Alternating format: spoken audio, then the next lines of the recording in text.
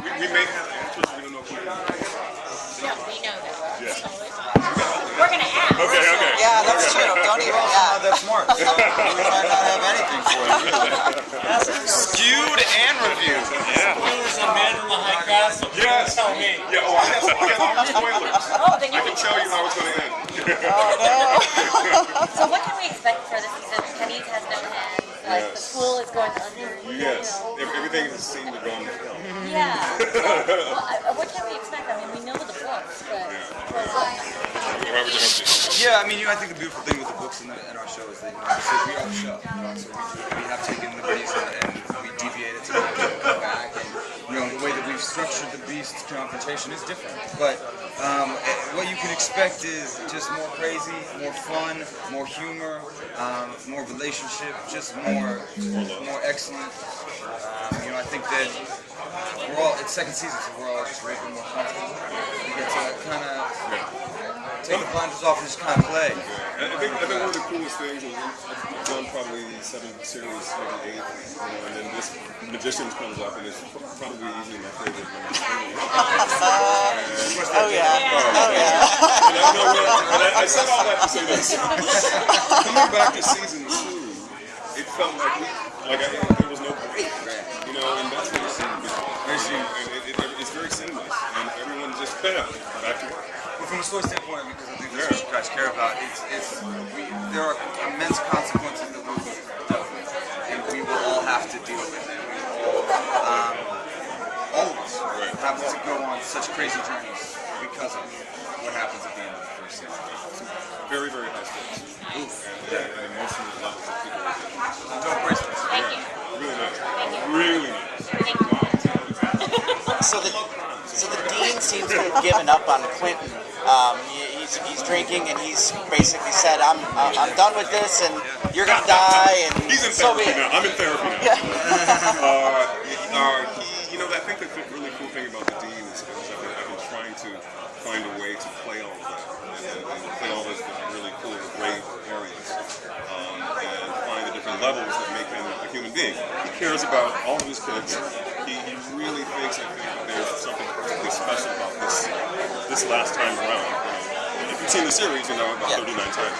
Right. And he feels like maybe something maybe it's not going to work out. But then there's a part of him that I think really hopes that it is going to work out. Something will happen in the right way this time, and everything will turn out lovely. So he really, really, I think, believes in all of his kids, not just Quentin, of course, but all of them.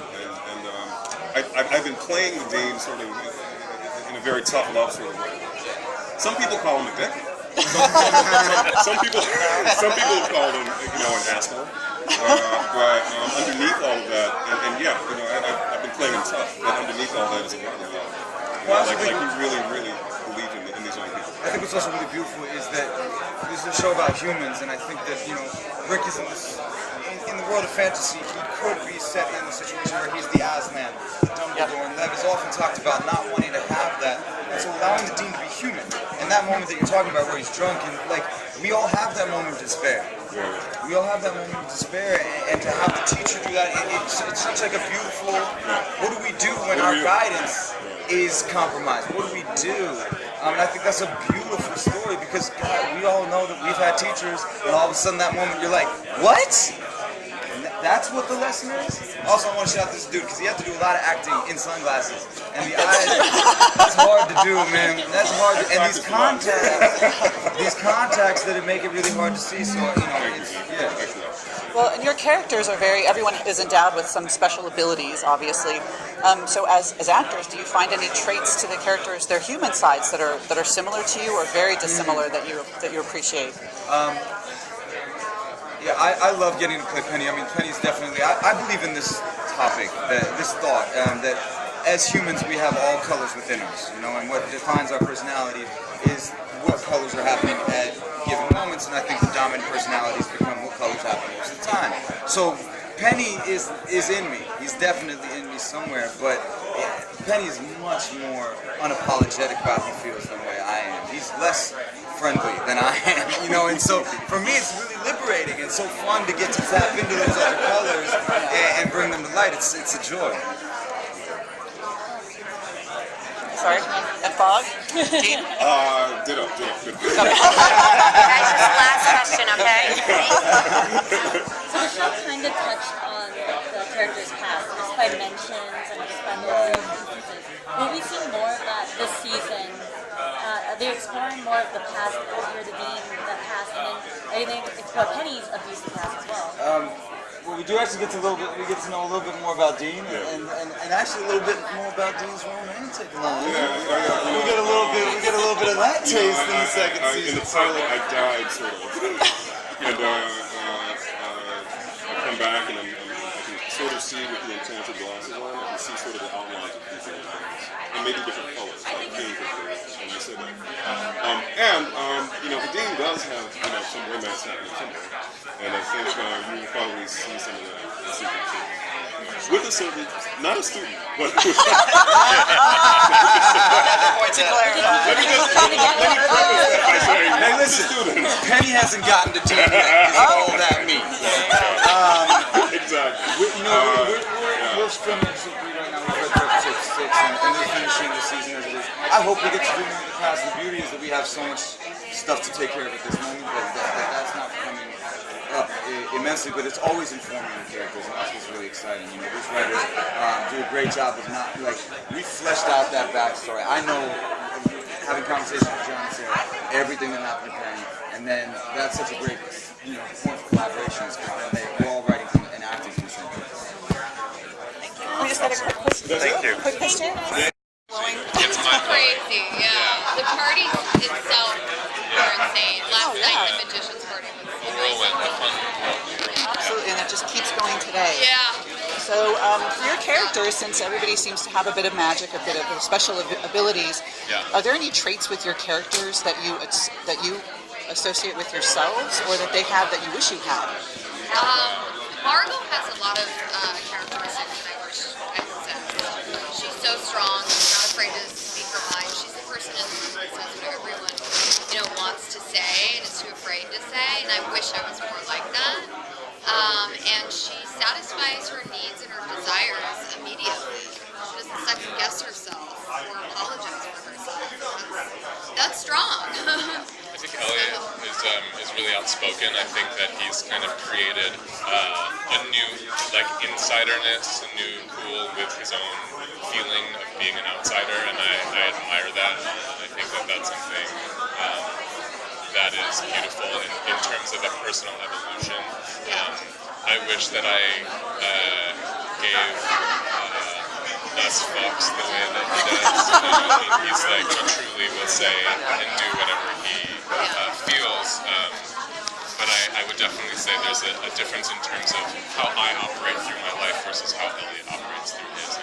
And that has to do with a sense of Elliot kind of safeguarding his emotions and me being perhaps a bit more of a transparent person in my everyday life. So I admire him, and there's also parts that I would not trade. So. We left last season, you getting married to because you're a prince, and then also A king, actually. Hi, Sorry. Yes. I Yeah. we talked about that. Lucky you the dire against the beast. Yeah. What can we expect for this coming season? Since now you're married and now you guys are dealing with this issue. Well, we I can't gotta really kill say. him. Yeah, we don't really. We know to a certain point. We're sworn under secrecy to kind of keep it under wraps, unfortunately. But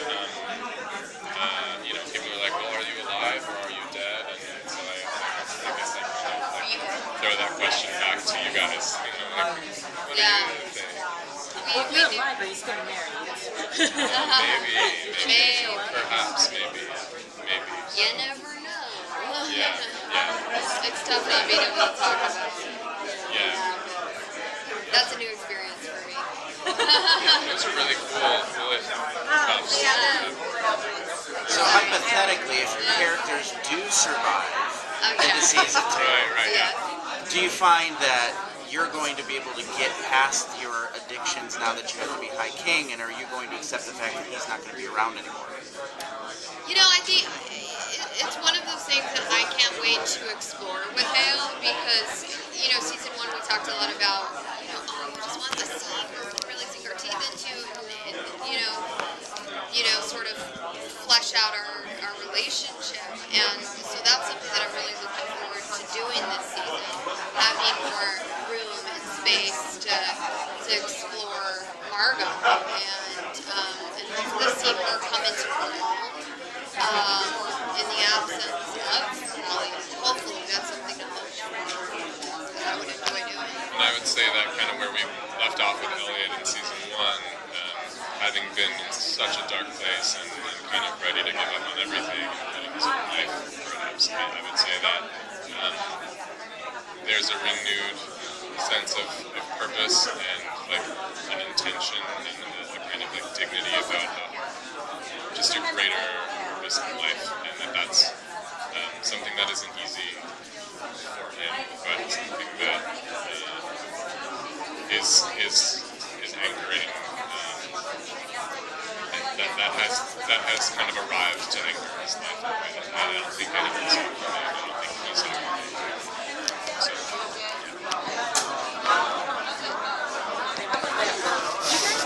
Chemistry on screen. You guys have a great on-screen relationship where you bounce off each other.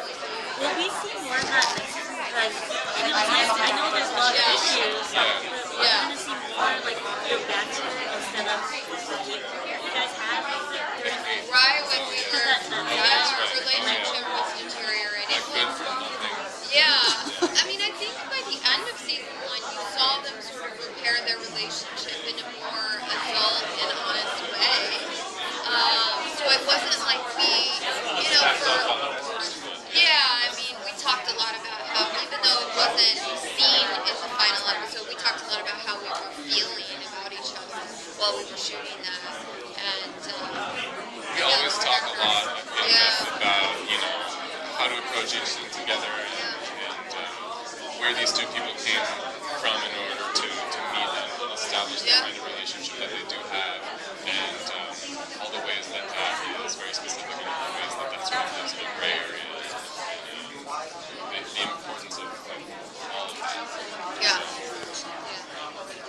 It was a real discipline that we developed because, in a way, when you have less time to demonstrate your character or relationship the two people may have, you have to do so much more backstory and work inside of your head and with each other. So, all I can say was that was a new discipline. I think we both learned a lot last season, and I think that it's allowed us to, it was a kind of trial to be the first time series regular on a show that is so epic and so expansive and covers so many different worlds in the season, to kind of know that we have kind of prepared the blueprint and structure of something that we can now build on and grow in and evolve with. Are there going to be changes in alliances as we move into the second season? We saw a little bit of that in the first season. We don't even know. That far ahead. Yeah, Really? they don't How give far us ahead do you get? that far Right now we ahead. read through episode 5. Five. Okay. Yeah. Oh, no. Maybe in some form. Yeah. Who's to say? Right. Would you like to see any changes in alliances? Who you think Elliot or Margaret would be friends with. Or yeah, who would be an interesting turn of events with? Yeah. I'm interested to see how Margot accepts his marriage when she does. Yeah, I'm interested to see what kind of evolution between Elliot and Quentin as well. And I do. I wonder what a scene with Penny and Elliot would be like. Right. Yeah. Elliot and Julia. How do they relate That to each dynamic. other? Yep. I think that in the few very tiny moments that I have had with those characters on screen, we've tried to kind of discuss what that might be, even how Joel and stuff. Yeah. We had a line, and it's frustrating because we're so close in our lives, and it's like we just want to do a scene together and see what that's like. So I'm hoping for that. I think there's a lot in store that we haven't seen yet.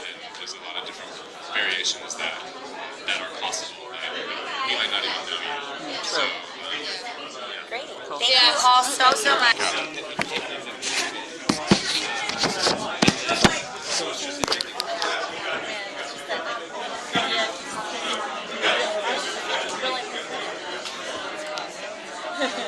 what's going to happen with Quentin and Alice's relationship going into the new season? Because they're still not exactly on great terms. They're on okay terms to fight the Beast, but their awkward encounter towards the end of the season has left them not quite in sync. It's a broken relationship. And they're very angry at each other for what they did. And who are both trying to find active ways to get themselves, I think, and also repair it. Yeah, I think there's a lot of self-preservation and they're just trying to get through the task at hand. I mean, there's, for me, for Alice, there's a lot of not wanting to do it.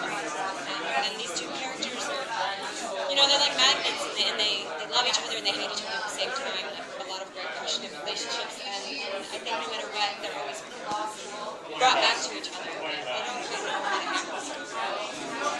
This season has felt like, especially these first couple episodes, it's like this magnet analogy. These two magnets that are like wanting to be together, but these two people are just like pushing them apart. That's the feeling.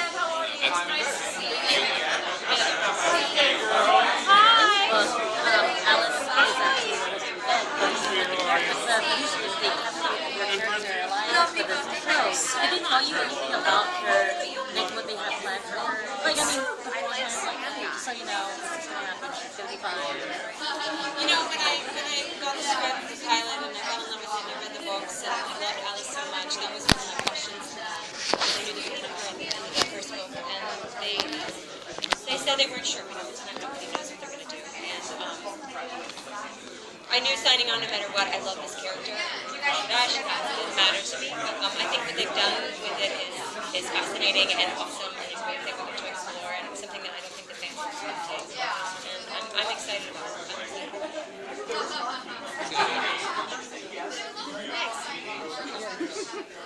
If you had any character traits that you shared with each of your characters, what would those be, or if there are any that you wish you had yourself? Outside of the magic. That's an easy one. There's something about the kind of people who can learn magic in this world. They're able to focus on something in a way that I am unable to. People who can sit down and work on one problem until it's done.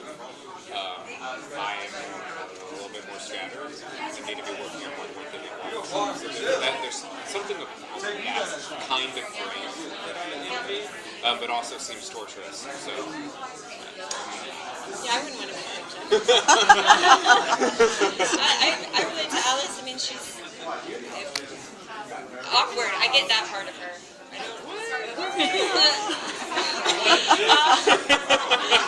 But I love her. She's so determined in life, and the things that she sets out to do, she wants to do, and she's incredibly intelligent. I don't think I'm as smart as Alice would probably be, but I'd like to be. I don't want to do the magic. So you guys shared most of the scenes together last season. Are we going to see more of you guys explore your relationship with Penny since it's been happening in the season, and explore your relationship with Margot and Elliot since it's happening the YouTube? Are we going to maybe see more explorations of work from each other? I mean, when we all work for each other.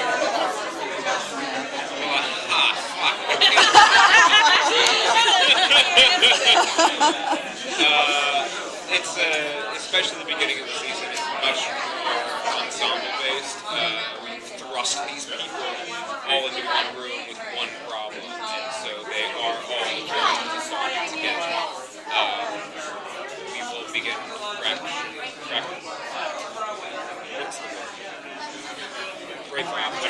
fracture off into our separate parties eventually, and who that is, I can't talk about. Yeah, I mean, we get to deal with real life problems on the show. That's what we get to deal with, and that's why we like the show.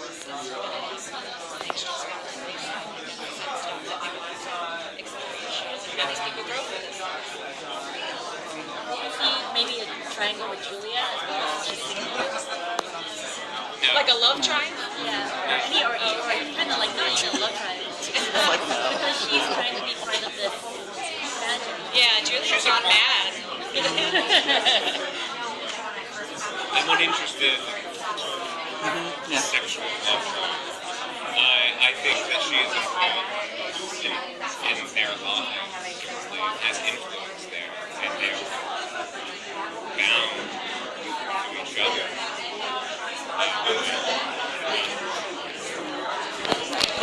He's like the nut. Face. Yeah. Have either of you read the novels, the books, or do you plan? Oh, okay. Had you read them before you were cast, or was it one of those? Gotta do it now. Yeah, I got the script for the pilot, loved it, and then went and read the books once I got cast. I mean, I Okay. started reading the first book and didn't want to keep reading until I knew it was for certain Yeah. do it. But yeah. Yeah, no. Yeah, I think we all had a similar process of we introduced them through the audition process. And like through the process, I think became very quickly rather fans. Yeah. And part of like the casting process became like it suddenly became very important to me that we be honoring this thing that I just fell in love with. And so it's like I did the benefit, the gift of like being able to talk to creatives about that, and like sit down and say, what do we love about this? We were all on the same page about what we were drawn to and the kind of story that we wanted to tell. And being played by Mike Cahill, so the pilot, significantly setting the tone.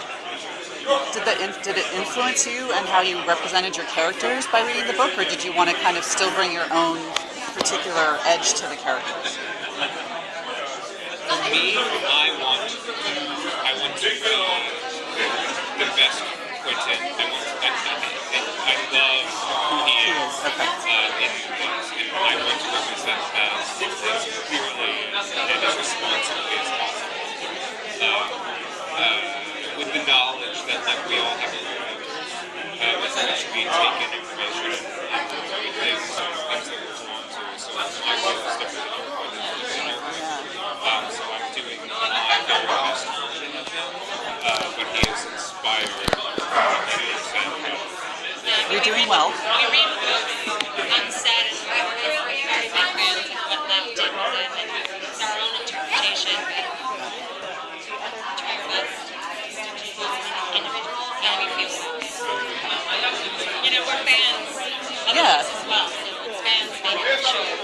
so often, if you're shooting a scene, you feel lost. You Yeah. don't know exactly Yeah, we have what we have the benefit of having these books to look source back to. material. Oh, right. This is the feeling. This is where they are. Yeah. And then bring that to the scene. Great. Real good. Yeah. Scene last season was when you finally got back what you thought were the cabinets, or the, I guess, so they consider the lockers or whatever, the drawers. Yes.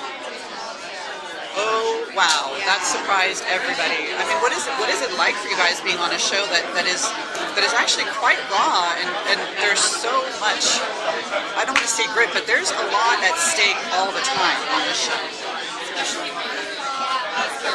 Yeah. Yeah. Yeah. We tried it together. It's nice.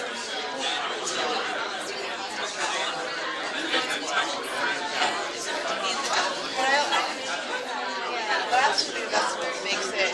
Because if you look at Lev's writing, it has this really sort of dark brow quality to it that I think is needed because it's out the dark you can see.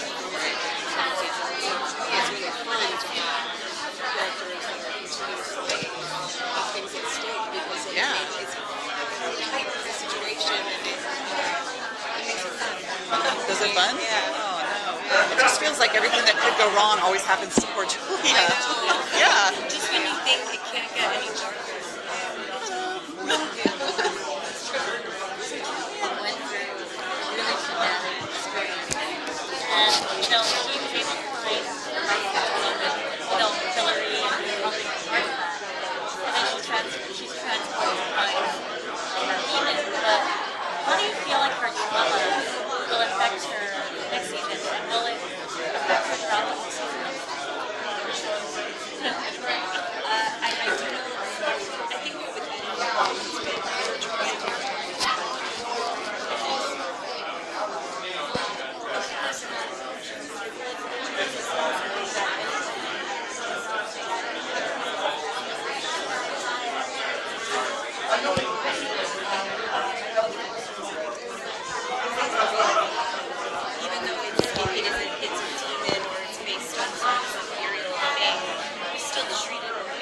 especially we got Rain involved, we got it's good to talk about.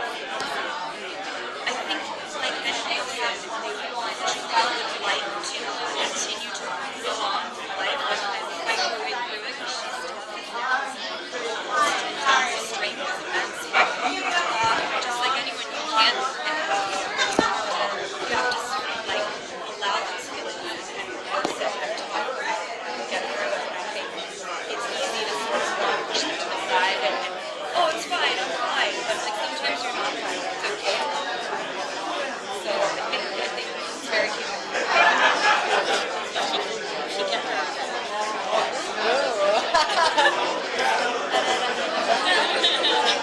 You'll have to watch it.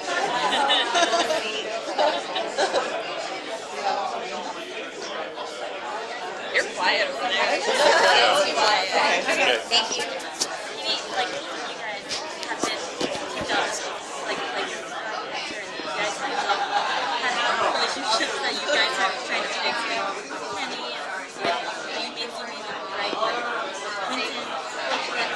What is it that this relationship doesn't have? Is Quentin and your relationship okay? You're with Penny and then you have Alice, or is your relationship okay? What's gonna happen?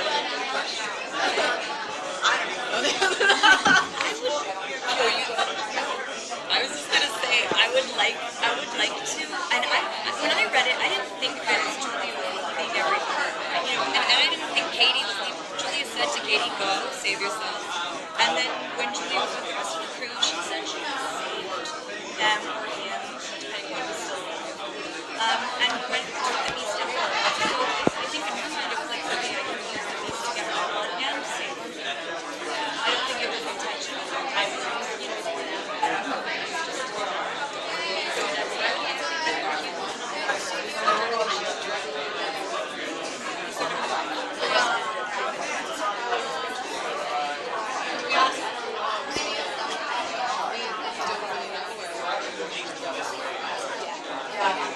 Like any relationship, there's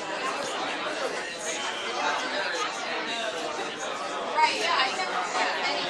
so I think I'm excited to see her outcome. I'm excited to see myself.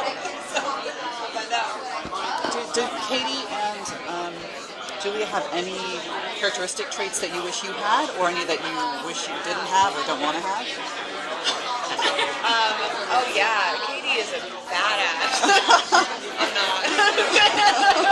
No, she's a tough girl and she's not afraid to say how she feels and punch a guy in the face if she feels like it. And not that I would do that, guys. I'm not saying that, but just like that unabashed quality to like just be herself. I love that about her. And I think she could have a little bit more empathy. Julia, I love her strength. I admire her strength. I think I'd like to believe I have her strength. I would love to see her fall in love with herself. I would love to see Julia come into Julia the way that I'd like to think I came into Stella, but like I would love to see her sort of, you know, get through everything and find a great group of friends of yourself. You know, the self-love. Isn't that all of our journeys? Like, isn't it always the battle within and the self-love? Right? That's our journey. Great. Thank you all so much.